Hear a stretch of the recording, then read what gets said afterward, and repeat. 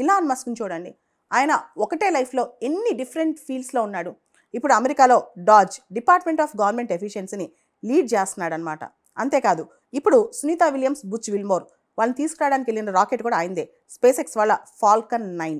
ఇంకో పక్క Starlink project, ఇంకో పక్క స్టార్షిప్ ప్రాజెక్ట్, ఇంకో పక్క న్యూరాలింక్ ప్రాజెక్ట్, అన్నిటికి మించి ఎక్స్, ఇలా ఒకటా రెండా ఆయన ప్రాజెక్ట్స్.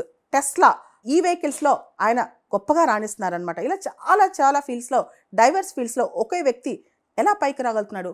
ఓ పక్క సైన్స్ అండ్ టెక్నాలజీ, ఇంకో పక్క ఎలక్ట్రిక్ వెహికల్స్, ఇంకో పక్క పాలిటిక్స్, వాట్ నాట్, ఆయన అన్ని పనులు చేస్తున్నారనమాట.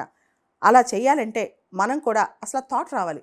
ఒకటే ప్రొఫెషన్, ఒకటే పని, ఒకటేసారి అదే బోర్ కొట్టిన 10 ఏళ్ళ తర్వాత 20 ఏళ్ళ తర్వాత అదే చేస్తూ ఇంకా దానిలోనే మునిగిపోతూ చిన్న జాబ్ ఒకటి వచ్చిందనుకోండి ఇంకా జాలే జీవితానికి అనుకుంటూ ఉంటాం. అలా కాకుండా మనిషి లైఫ్, వైబ్రెంట్ లైఫ్, రీజ్యూనేటెడ్ లైఫ్ అనేది చాలా ఇంపార్టెంట్. అప్పుడే లైఫ్లో కూడా ఒక చిన్న లైఫ్లో ఎన్నో చేయొచ్చు, ఎన్నో సాధించవచ్చు.